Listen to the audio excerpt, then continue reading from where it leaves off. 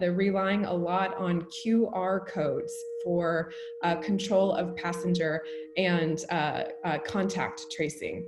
So in China, you have to show a QR code to get on the bus, and it's a red, yellow, green monitoring to essentially show that you are safe, that you've been cleared with testing or temperature sensing, and then you're allowed to get on the bus. If there's a case that comes down, using those QR codes, they're able to trace that case and anybody that's surrounding it. So that's a huge part of their controlling measures there. They've also put a huge amount of stimulus into public transportation, something I know our government is doing some of, but maybe not enough. They haven't quite come out with the figures yet, but there's talk of $5 to $7 trillion going into investment on general stimulus, not just transportation, but transportation is expected to be a big piece of that. I am so excited to talk exclusively about transit tonight with two, I would say, of the most eminent experts in the country. I'm going to invite both Heather and Stephen on while I do my introductory remarks. And once they dig, I'll let them introduce themselves a little bit.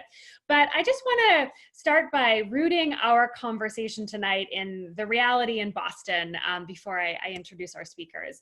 And for those of you who don't read the Globe Daily, you may have missed that just a couple of days ago, they released the results of a poll that showed that only 18% of people in the Metro Boston area said they would be comfortable with getting on the train, the bus, or the commuter rail. On the flip side, 71% of people said that they were comfortable shopping. 67% said that they were comfortable seeing a friend in person, and about 60% said they were ready to go back to the office or go to school. So what we know is that people are ready to get moving, but how they're going to do that is a really big question in Massachusetts, and it's a question globally. So that's what we're going to tackle tonight. How do we keep people moving?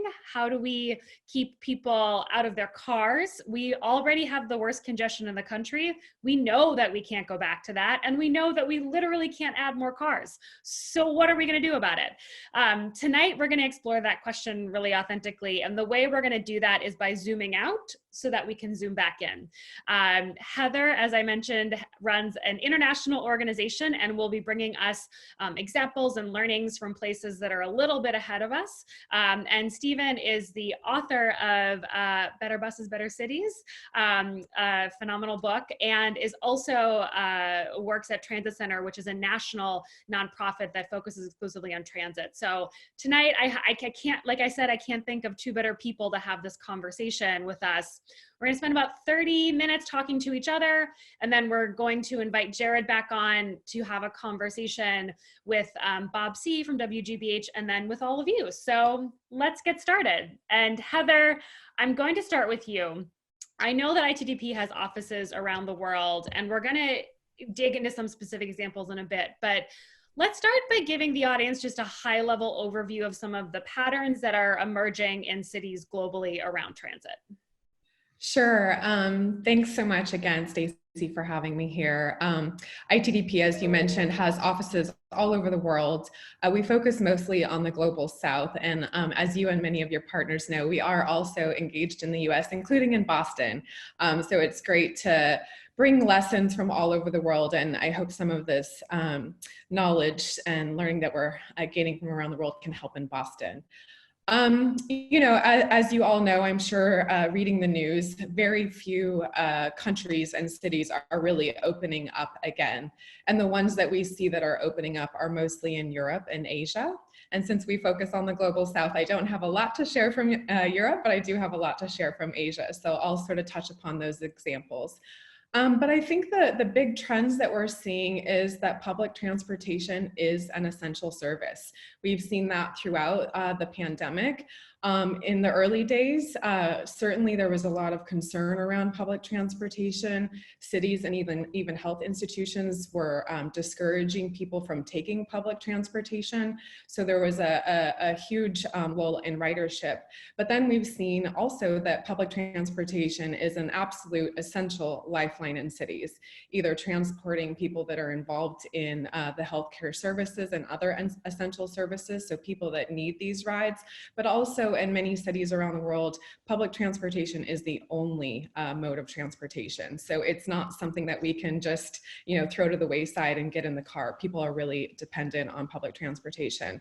So just as we're realizing that public transportation is such an essential service, of course, it's under extreme pressure all over the world.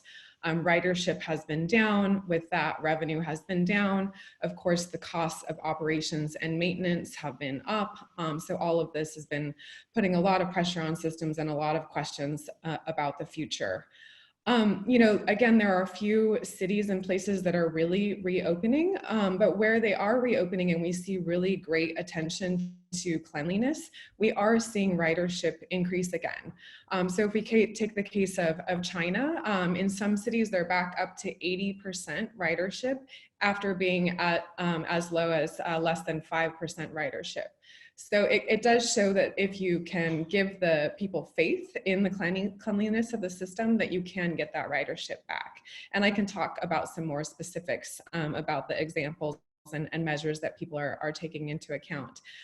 We have seen in that temporary lull in ridership that people were favoring bikes and micromobility as well as cars over shared mobility, over ride hailing and Uber. So it shows there is some, I think, degree of trust in the public system if you can get it right, and you just need to educate people, put good standards in place.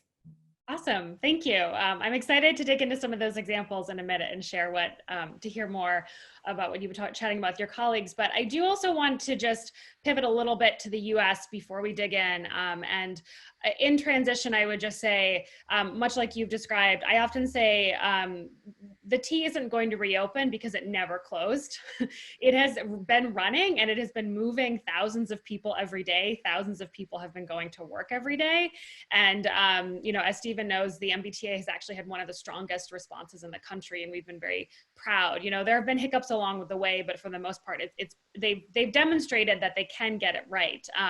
But Stephen, what I'd love to do is just shift to you and ask you, sort of a similar high-level question. I know you guys talk to transit agencies around the country, and if you could just give folks who are listening tonight a sense of what's going on nationally, what does ridership look like, and how are various agencies responding? Sure, and thanks so much for having me. For folks who are maybe less familiar with Transit Center, we're a national foundation working to make cities more just, sustainable, and prosperous through better public transit. And in that moment, that means really a hard pivot to dealing with the COVID-19 crisis and working to secure the safety of agencies and riders. It's actually encouraging to hear from Heather that, if we get it right, there's reason for optimism, because here in the US, we are still really in the midst of and what we're seeing around the country is that ridership is down, depending on the agency, anywhere from 50 to 90% or more. However, that still means that transit is serving millions of trips a day, largely essential workers, largely people of color. In the Boston area, 38% of transit commuters, this is before the pandemic, 38% of transit commuters were essential workers, healthcare, grocery, logistics, safety. Those are the folks who are riding today. And how we're seeing agencies respond really is a lot of ingenuity and heroism in some truly desperate circumstances. Lots of operational changes, everything from ending fare collection and moving to rear door boarding, increasing service, even in this environment of lowered ridership, increasing service in places where there are essential destinations, signs on the bus to help people self-enforce social distancing and sit in every other row, for example, changes to ventilation on the bus, and then a lot to protect workers, some of which frankly was very overdue because hundreds of transit workers have passed away. And in the early part of the crisis, the federal failure to secure PPE has trickled all the way down. We had operators without masks or gloves. What we're hearing is that at many agencies that has changed at this point, that operators now have more access to masks, gloves, shields on the bus, antibody and swab tests.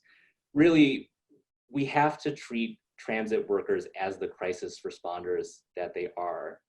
And that means giving them priority for things like testing, protection. It means compensating them fairly in a way that reflects the hazards that they're facing.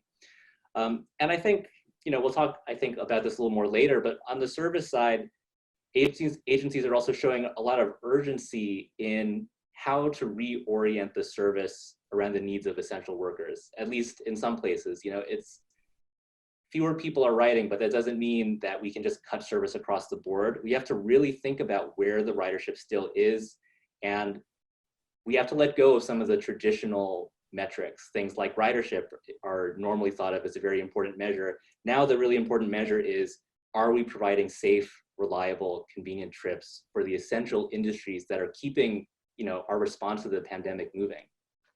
Yeah, thanks. And I want to go down a little bit of a geeky rabbit hole with you.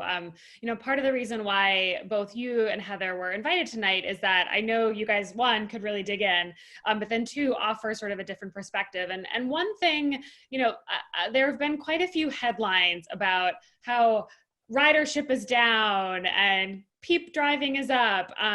But people haven't really, I haven't seen headlines about what's actually happening in transit agencies. And one of the things that I think isn't getting attention, but that has like real promise, is service planning.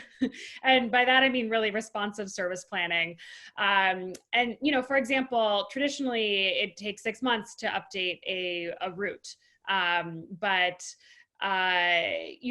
What we've seen with the MBTA, thankfully, is that they have been making adjustments basically in real time. And if they get a message that a route is oversubscribed, the next day they have made an adjustment when they have enough staffing and enough buses. It's been really incredible. And so I would just love for you to share more about who's doing really great service planning and what can we take away and learn from that in terms of, building out systems that are going to be resilient in the next 3 months, 6 months, et cetera.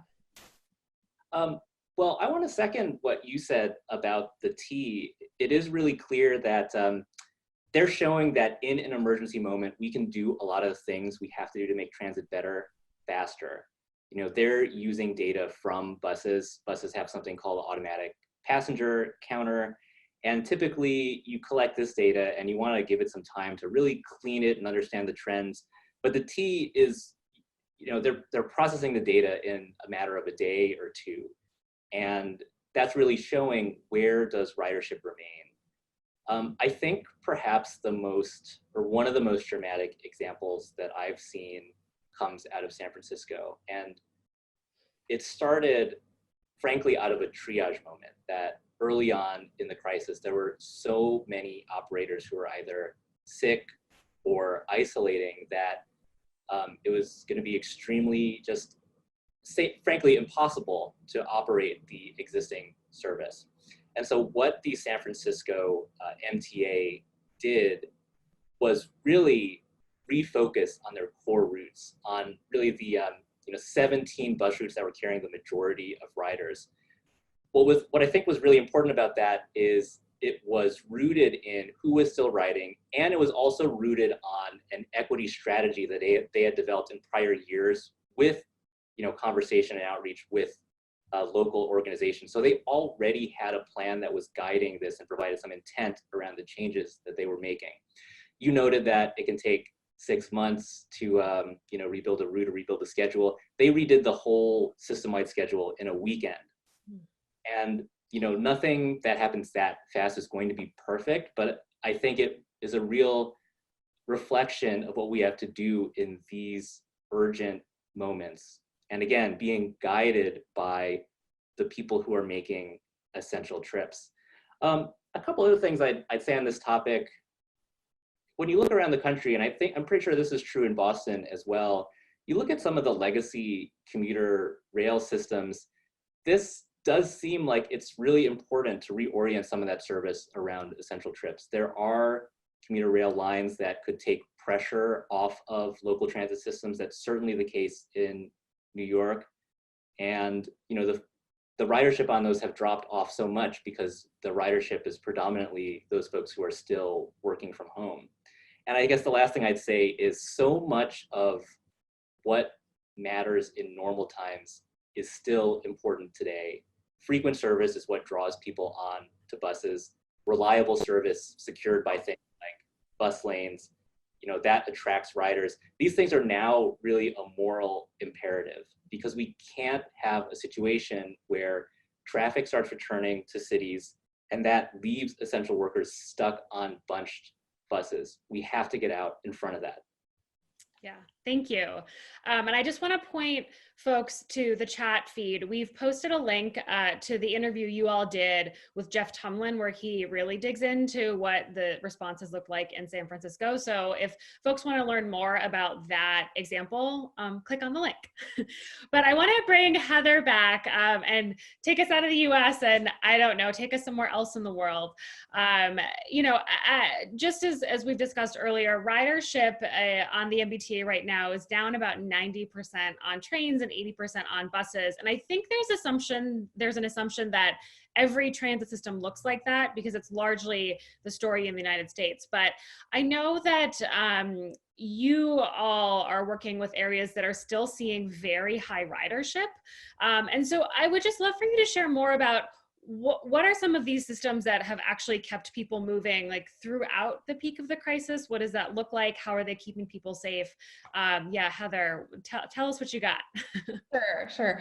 Well, two examples come to mind. I think one that kind of gets to your question more directly, but just to reflect on the previous comments, the example of Jakarta came to mind. Unlike some other Asian cities that may be very wealthy and very well resourced, Jakarta is less so. And it's just some of those simple measures that, especially when we were going into the time of lockdown, that getting those right really mattered. And some, I think, takeaways from that. So Jakarta is a system that has bus rapid transit, light rail, and metro all in the mix. And their bus rapid transit system is really effective. It carries 1 million passengers per day now. And actually the peak ridership came right as we were going into shelter in place orders in Jakarta. They had a peak ridership of, I think it was 1,114,000 passengers. And those of us that are counting passengers were really excited about that, even though the circumstances, of course, were not great. And what this is based on data and just sort of connecting the dots. And what we found was that the Transjakarta BRT system is basically a trunk and feeder system. So it has 13 main corridors and about 250 routes that come into those main corridors. And that's done through minibus services that have a lot bigger coverage. So the whole coverage of the Transjakarta system covers about 90% of the population in Jakarta. So it's a huge coverage. And what we saw was, because Transjakarta kept running and actually increased frequency when we were going down into lockdown, they originally cut frequency because, of course, they were concerned about people riding up transportation. There was a lot of chaos in the city. It was about a 24-hour period, and they realized that's the wrong move. We need to instead increase frequency. So it's all about the timing of the measures. People got home to their destinations, then the ridership slowed down, and they've modified services accordingly. So now they're no longer running those 250 different routes, but they're down to that core of the 13 trunk routes. So again, they're sort of accommodating service and need. One kind of unfortunate situation is that their system is subsidized at about a 50% level, and most likely those subsidies will be cut to a 25% level. So that's going to be a huge impact, and something that we're seriously going to have to consider as we change service planning going forward. And so far the plan is to just stick to those 13 trunk corridors. So that's sort of maybe talking a little bit about service, and again, getting the timing of everything just right, and really thinking about what are you trying to accomplish at this point in time in this pandemic situation, which we may see a resurgence of again. To give you an example from China, where we really are coming out on the other end, as I mentioned before, in cities we're at about 80% of ridership. to take from Guangzhou, just to give you a sense of what that means in terms of ridership. Guangzhou is a city in the south where we have our main headquarters in China. And they're now back up to 6 million passengers on public transportation a day. Their normal ridership is 8 million. And that was after going to a low of 500,000. So you can see that that's really gone up. So in terms of what they are doing, you know, a lot of control measures, some of which we probably cannot repeat in the US, but at least they're good to know about. A lot of cleaning, of course, cleaning after every single trip. So that's a lot of cleaning, electrostatic cleaning, a lot of different procedures, of course, paying attention to some of the most used services. Hand sanitation displays everywhere. They're also passing out free hand sanitizers. They're doing temperature sensing more at stations than getting on buses, but more kind of permanent stations where they can have temperature sensing. They're also doing, they're relying a lot on QR codes for control of passenger and contact tracing. So in China, you have to show a QR code to get on the bus, and it's a red, yellow, green monitoring to essentially show that you are safe, that you've been cleared with testing or temperature sensing, and then you're allowed to get on the bus. If there's a case that comes down, using those QR codes, they're able to trace that case and anybody that's surrounding it. So that's a huge part of their controlling measures there. They've also put a huge amount of stimulus into public transportation, something I know our government is doing some of, but maybe not enough. They haven't quite come out with the figures yet, but there's talk of $5 to $7 trillion going into investment on general stimulus, not just transportation, but transportation is expected to be a big piece of that. So some lessons there, and maybe some things that we can dream of wistfully here in the US. Yeah, well, before I ask you a follow-up and just sort of flip to the other side of this, just to help listeners connect the dots, you know, I think that there's definitely in the US very low likelihood and certainly some equity concerns about QR codes and things like that. But, you know, Massachusetts is actually a leader on trying to build out a network for tracing, which I think is positive. We're also a leader. We have been cleaning every day on all of our buses and trains since the beginning. We are ahead of a lot of other cities. And so, you know, for folks who maybe aren't aware of those things, you know, it seems like we're taking some good initial steps. But so on the flip side, before, you know, I come back to Stephen, you know, I'm curious if you have examples from other places that are a little more similar to Boston, where they've really kept a lot of service running, which can be very expensive, but are serving a small number of people. And if there's anything to learn from any of those other examples, and then I'm going to shift gears again. Yeah, I mean, I think in most cases, the service really has been limited during the period. I can't think of any examples where that hasn't been the case to some extent or another. And it really has been trying to thin it down to those kind of essential corridors or services. So yeah, I think the example of Jakarta is probably the best, but I can't say that anybody's just kept service at the same levels. Good to know. Well, so I want to build off of what you said around both you know, Jakarta that might end up cutting some service, but then also China really investing a lot in their service. And I would say, you know, especially folks who turned into the First Street Talk, Stephen, funding is a major concern for the MBTA. We saw 4 scenario budgets presented on Monday from the Fiscal Management and Control Board. And we also just got some pretty scary numbers for the month of April through the sort of the state budget earlier today or yesterday rather. And you know, I would say our system really relies heavily on sales tax and rider revenue to support the system, and the state legislature is looking to balance the toughest budget it has seen in a decade, at least. And so, you know, I don't want to go too far down the funding rabbit hole, but, you know, I'm curious from your perspective, what we should be telling the legislature to think in terms of funding the MBTA now, in the long term. You know, let's bring back some of those good learnings from your book. Sure. I want to start by reflecting a little bit on some of the things that Heather said. I think it's a good reminder that ultimately transportation solutions can only go so far, that getting out of this really has to do with public health interventions. And we have to remember that, especially when we're, getting sucked into debates about, does this prove that, cities put people at risk, or does it prove that rural areas put people at risk? It's actually less about the built environment factors. It's more about the public health system. And Heather also noted that we have had some, a bit of a rescue package from the federal government. The CARES Act, federal law, provided $25 billion for transit agencies around the country. However, it's already clear that that is not going to go very far, particularly at major transit agencies. At Transit Center, we've done analysis estimating that the actual shortfall facing transit agencies across the country could be $26 to $40 billion over the next 12 months. And also that the way that the funding in the CARES Act is distributed means it's going to go not nearly as far in the major metro areas. And in fact, in some of the hardest hit places in the country, like Seattle and New York City, the funding may only last 3 or 4 months.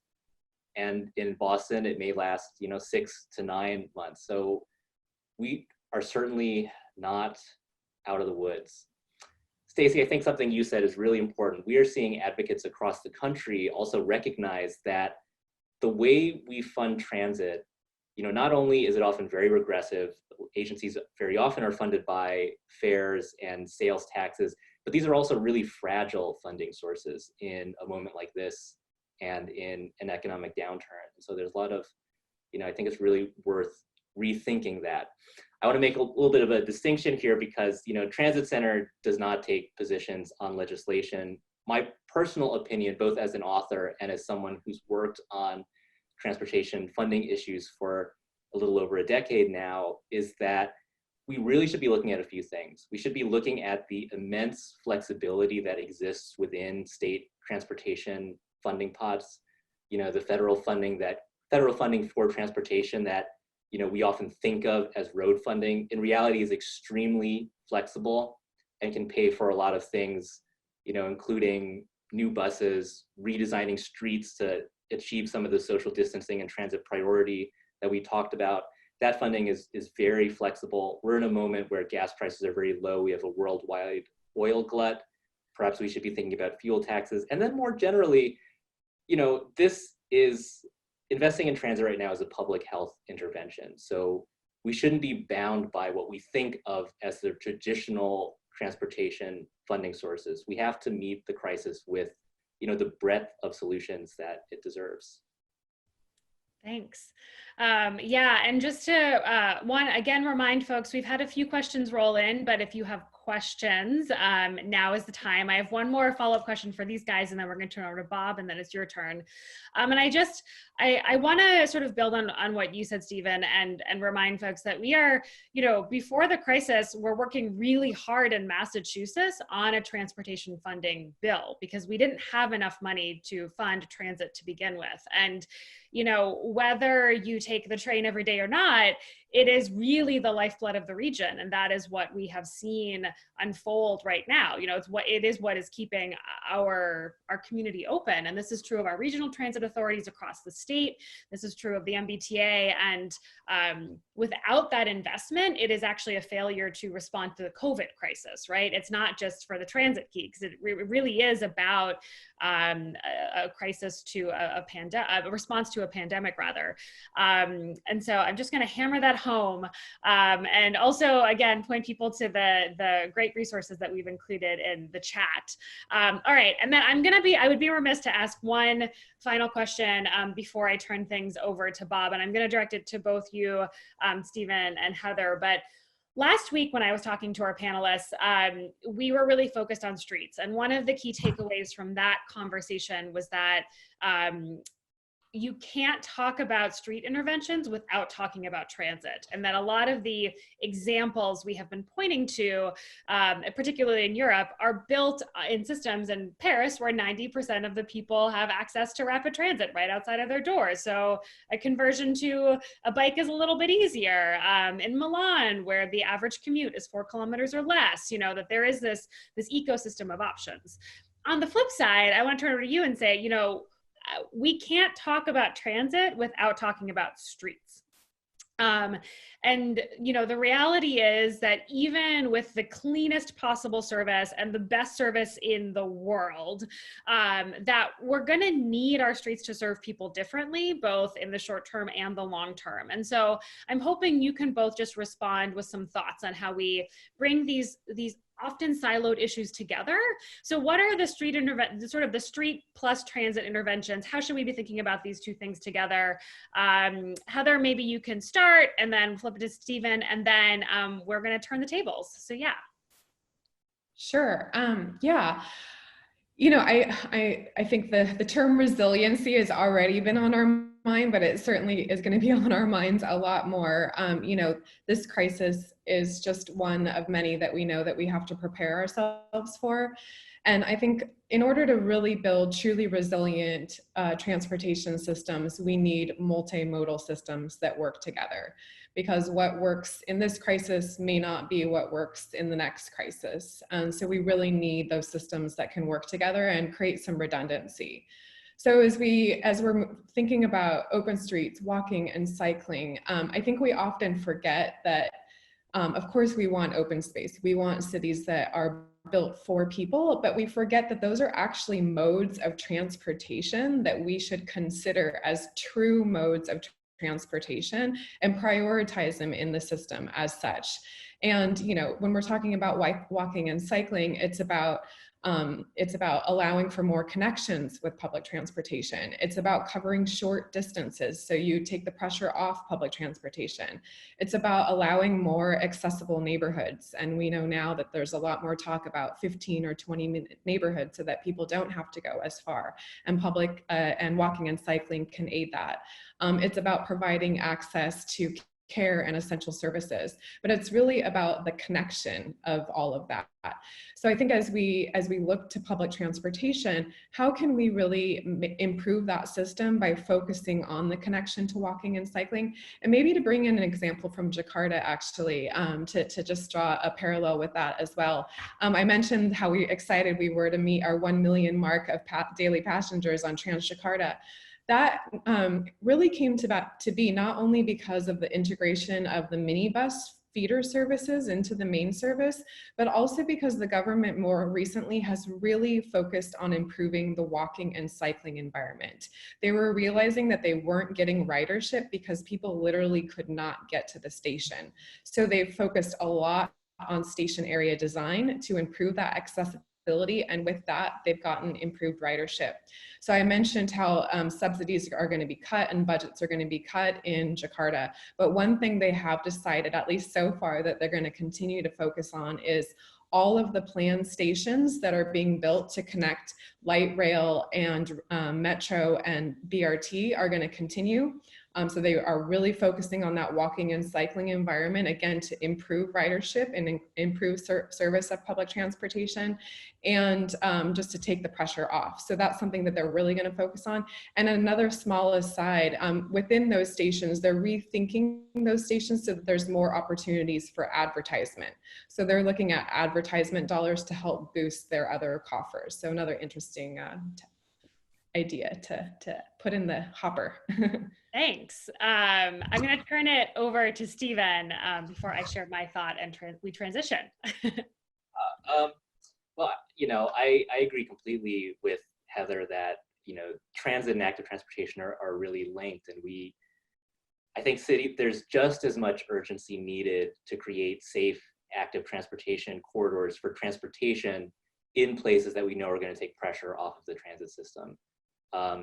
In New York, for example, there are some really, to me, very clear gaps in the bike network that if they were filled in would take some pressure off of the subway. And I'm sure folks locally could think about, you know, analogs in Boston.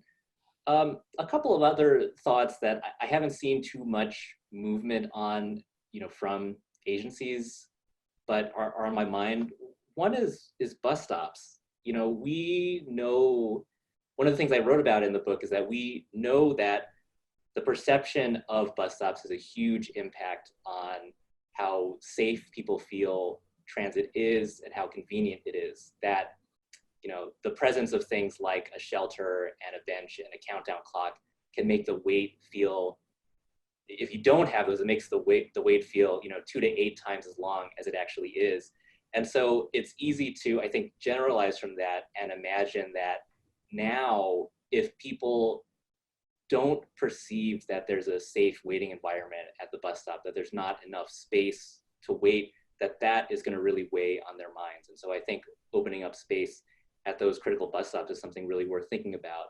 And then I think the last thing I'd mention is, I think we can think about other planning. We can think about food deserts and making it easier for people not to have to make the shopping trip. And sometimes that could be a street intervention, sometimes not. I'm thinking, Dallas, the transit system in Dallas, actually, the paratransit system there, now the operators are doing grocery runs for paratransit clients so that they don't have to make that trip to the store. And it's interesting to wonder, in areas that are food deserts, perhaps there can be some sort of pop-up services in those spaces. In the same way that in a lot of cities, we've recognized that it's inequitable just to have a drive-up COVID testing sites. There are a lot of pop-up, walk-up testing sites. Maybe we have to take that approach to more types of services. Awesome. I love that. And the mayor actually announced today several new walk-up, pop-up sites for COVID. That is a major win. And I just want to point folks to the Getting Boston on Board report that we did with Supportive Transit Center a couple of years ago, where we named that only 8% of bus stops in the entire MBTA system have shelters. And it seems like this is a real opportunity to focus on those key bus stops, taking some space back and making that space feel better. This seems like the moment. So let's do it.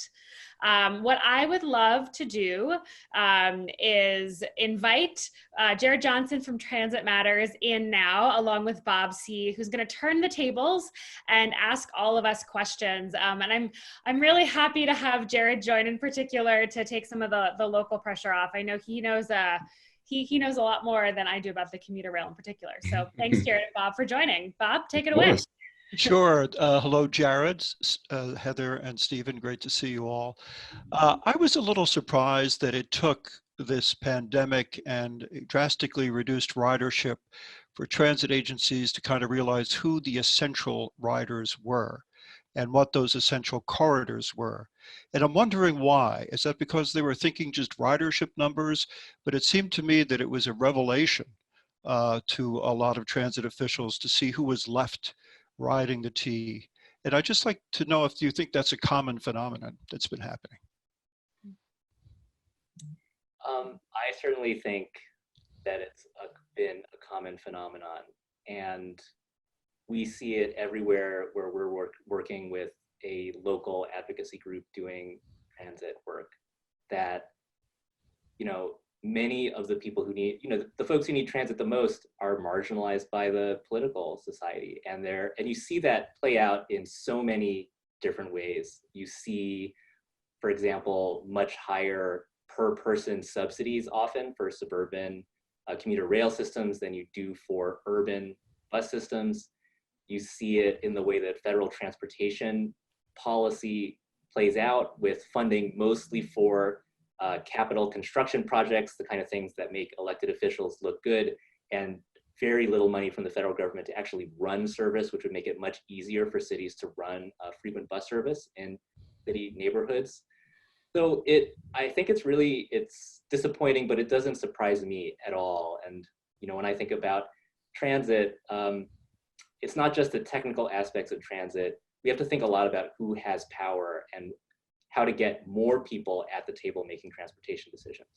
Mm-hmm. Yeah, it sort of reminds me of the term that I can't stand, but that often transit agencies use when they talk about choice riders. And I think that has been the focus of a lot of agencies is focusing on those folks with choices. But, as we've seen, the folks who are keeping the transit system afloat are those essential workers. And so I think you bring up a good point, Bob, and I think it would be great to have us refocus and reframe, prioritizing the core ridership of the T. And Heather, in terms of systems that are coming back, I always wonder if, one of the silver linings here could be an opportunity to seize on things like designated bus lanes, which we've been trying to expand in the city of Boston. Have other transit systems taken advantage of this reduced ridership and getting a little bit of space and time to institute some changes that they had been seeking for some time?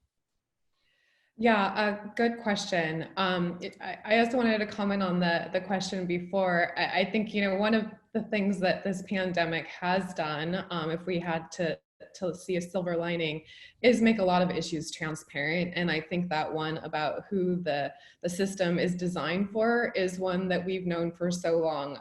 Often the systems are built for typical commutes when we know that most riders are not at all the typical commuters. So this has just brought an issue that we know so well to the forefront and made it transparent. So I think all the data that we can collect right now to really show who those users are in cities across the world could hopefully be powerful to put the case forward. And then your question, I'm sorry, it was in terms of yeah. Improvements in transit systems. I haven't heard of any of that. I did go online and try to scour some comments. I've heard about possible pop-up bus lanes, but I couldn't find any evidence of it quite yet. I know they've done some changes in France that have allowed for some combination of cycling and slow lanes with public transportation, but I haven't seen anything too specific. But it did make me think of just exactly where bus rapid transit systems came to begin with. And I had just happened to be reading an article on Jaime Lerner, who many of you may know as the godfather, the founder of bus rapid transit systems. And when he designed them, it was because he was in a budget crisis. And he said, if you want creativity, you take a zero off the budget. And if you want sustainability, you take 2 zeros off the budget. So maybe this is really our time to take advantage of the open space. And I think that's what we really are seeing is, strangely, bus service is some of the best service it has been because it's not sitting in traffic and people can actually see what a smooth ride is. And so we have pop-up bus lanes essentially by default. So can we just get out the paint, as we love to say? I know it's not that easy, but can we basically, just as we're doing with the walking and cycling and open streets in that way, can we take advantage and close some of this street? And maybe Boston should be the first. When I Google searched pop-up bus lanes, I gotta say Boston was at the top of the list. So maybe you're the first city to put it officially on the map. That would be really great. And Well, there's so much, you have so much pop-ups already to borrow from. We can pull that back off the shelf and repeat. I see Jared nodding. Jared, what are the chances of Boston actually making some progress on some of these issues now that the traffic is abated for a while? I think there is some hope, because one of the good things is that because of the work that ITDP, the Boston office did with a lot of the pilots and what they call it the year of the bus back in 2018 through 2019, cities across the Boston region saw just how effective, just some cones and paint was. And in some cases they did a little bit more and did some things with the streetlight infrastructure, but all of those pilots were really successful. And not only were they successful from the perspective of bus riders, but the politicians did not get, nearly the amount of blowback they expected. And a lot of the drivers were like, this has either not affected me at all, or actually traffic is moving more quickly. So I actually do think that that we could see some more progress. And I think, giving a thumbs up to Heather's point about, that's one of the things that you can do pretty easily. This is not a, doing a bus lane, particularly a pop-up bus lane, is not a years long, tens of millions of dollars kinds of Right. fix. So I actually am, optimistic about that. And buses, I think, are the least affected, by vehicular traffic. I mean, most affected by vehicular traffic. Right. So the absence of it really makes a difference. And Stephen, have you seen it nationally? People being a little more aggressive in making buses more of a priority?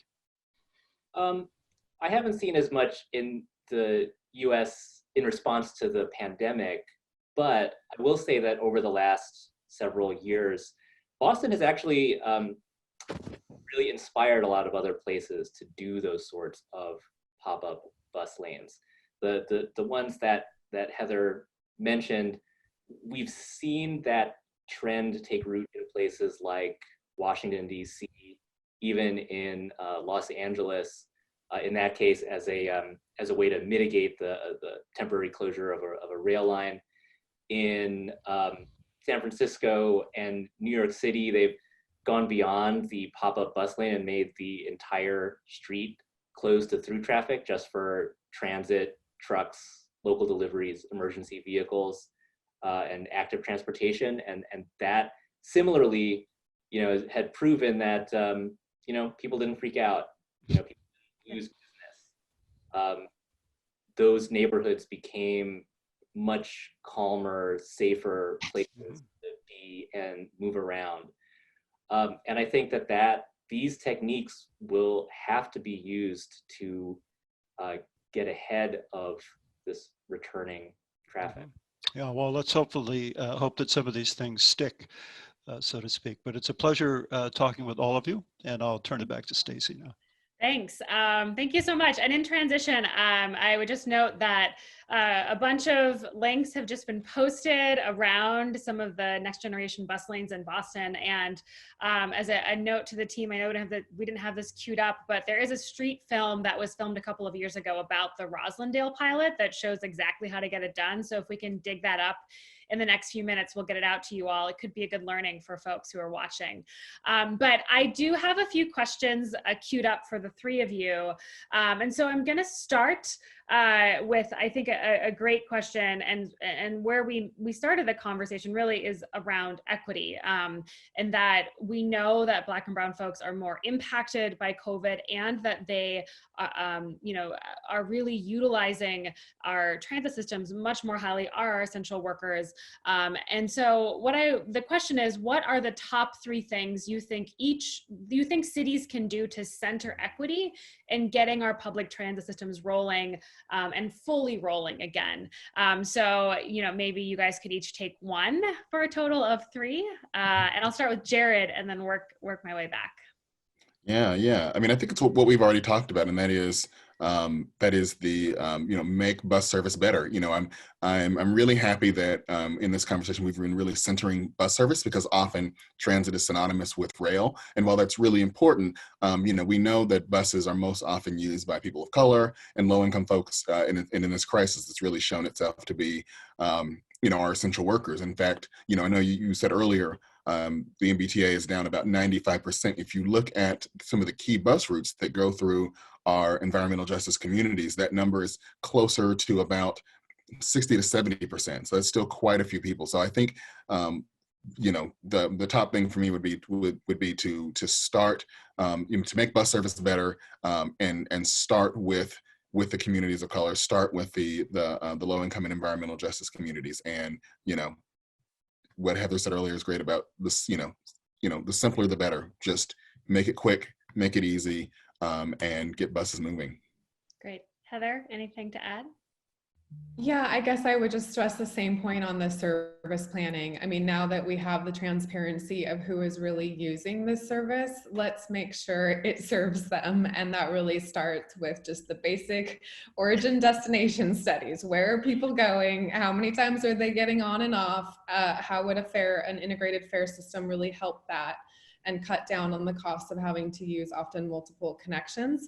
And with that fare system, we also get to a contactless system that allows, if we have concerns with cash and touching, then it takes care of that as well. So I think, I'll leave it at that. Two ideas in one. Yeah, Stephen? So we've talked already about, street design and service planning. I think the third thing that's really important is looking at capacities inside the agency and whether the agency's overall culture, you know, centers equity as an important value. If you are a transit agency that has a history and the staff of doing comprehensive, equitable, but fast outreach, you're in a much better position now than others. If you're a transit agency that has, you know, an equity officer at the executive level, not siloed, you know, 4 layers down in the org chart, you're probably in a better place. When you look at transit improvements in general, you find that it's not just about knowing all the technique, knowing that you should have bus lanes and tactical transit. It's actually having the personnel who can work with communities and get projects delivered quickly at scale. And I think that's true when it comes to, you know, infusing equity in the decisions that get made also. Awesome. Thank you. And I'm going to add a fourth. You're going to get an extra, you're going to get a bonus, whoever asked this question. And then I'm going to ask 2 questions together as the next one. But I have really been excited by this idea of rethinking rush hour. And so instead of focusing on rush hour, focusing on who really needs the service, when do they need that service? And I know the T has been doing some good work working with employers on this, but you know, only thinking about our transit system in terms of 9 to 5 instead of a 24 hours a day, 7 days a week sort of lifeblood that responds to the greatest need, I think is where we need to be going. So yeah, I say abolish rush hour as we know it and rethink what the system means, and run more service. Okay, I'm going to ask 2 questions that seem unrelated, but I know different people are going to want to dig in. I got, and I'm going to also answer these questions because I get to be the boss. But 2 questions for you guys. You can answer both or one or the other. What about electric buses? And what do you think about making transit free? So I don't care who starts. You can answer either of those, but electric buses and free transit. What about either of those? I'll jump in on e-buses since that's the first one out, and I'll leave the more controversial question on the free fare to somebody else. I know ITDP. Thank you. So generous. ITDP's position may not be the popular one in the room, so. On e-buses, I mean, it's a good question, and it's on a lot of people's minds. Certainly all of us at ITDP, where we're working with a lot of cities on e-buses. You know, I think we already knew, but now we have the data. Again, another thing that's become super transparent is how air quality has certainly impacted and increased the prevalence of the disease. And we know that that is often tied to neighborhood design and equity issues, and it's all one and the same. So there's lots of things we need to do to make our systems cleaner, and e-buses, of course, is one of the tools that we have. I think we just need to keep on moving in that direction. We know that the total cost of ownership of an e-bus is less than a diesel bus if it's operated well. And if you took into the costs of healthcare costs and all of that real true full cost, then certainly it would be even more favorable. So we really do need to keep that in mind. Obviously, there's going to be a slowdown with financing for bus purchases. Cities often neglect the charging infrastructure, and that you really do need that charging infrastructure at scale to run buses at the right operation and efficiency to get that total cost down. So that will be really important. So I think some of that will slow down, but at the same time, I see cities are going to be increasingly committed to moving in that direction. And we also see cities that are wanting to move just as quickly as ever because they're on tight election or political cycles and they just want to get things done. Whereas we know in other cities, there's still a lot of questions on financing, and so things will slow down. So I think we'll see some speed up, some slow down, but on the whole, the market's getting better, prices are coming down, supply is getting better. I think we'll still continue to strongly move in that direction, and we have to for the good of people and their health. Great. Yeah. I can take the controversial one. Jared and I'll pile on too. Yeah. Okay, so I know not everyone will agree. Well, first let me say, in the pandemic, free transit makes a lot of sense. This is a matter of public health and reducing the amount of contact that's happening in the system. I think that in the US context, free transit is not a priority as long as we're in a situation where transit service is so sparse that people in the suburbs are relying on, you know, buses that come every hour or every 2 hours in some cases. I think we would do a lot more to increase access to opportunity by getting 15-minute service out to those places. And we know by looking at evidence from places like Canada, where the land use patterns are very similar to US cities, that those suburbs can actually support a lot of transit ridership. Places that we think of as not having transit reliant land use get immense ridership numbers in Canada, and it just shows the importance of frequency. So that to me is the imperative over free transit. I think it certainly makes sense to look at affordability for certain targeted groups. And, you know, maybe if we were in a world where the federal government was putting tens of billions of dollars into operating support, then it might make sense in some more places. Yeah. So I think I'll take the electric bus one first, and so I think that's absolutely something that you know, as Heather said, becomes more imperative as we you know, find out more about the link between air quality and COVID, as well as other diseases and other ailments. One of the things that I think is super important, hopefully I'll be calling on you know, the folks in Boston to help support Transit Matters in this, is getting, right now the T is testing electric buses, but not quite as quickly as we would like, and only one type. And so I won't bore you with all the technical details, but there are two other kinds of buses, you know, two other kinds of electric buses at the T we think really needs to be testing. And at least one of those types they could be testing in Cambridge under the trolley bus network, you know, right away. And so I think it's really imperative that we move, you know, to get electric buses on the road. And as far as free transit, you know, I am somewhere, you know, I think as far as making the entire MBTA free, I think that's a fantastic goal, but I think we would have to figure out, you know, a lot more as far as the budget, because I would want us to have a free, you know, if we were going to have a free service, I would want us to have even better service than we have now. So I would not want us to have, you know, the sort of the pre-COVID level of service and then make that free. You know, I would want us to have even more free. I do think talking about things like making unlinked bus trips free is very interesting, and I think I'm teeing up Stacy. I know Stacy has a lot of thoughts on that. So I think that's definitely something that is worth looking into. Yeah. So just a couple of quick thoughts on this. I think we have the strongest public position on this.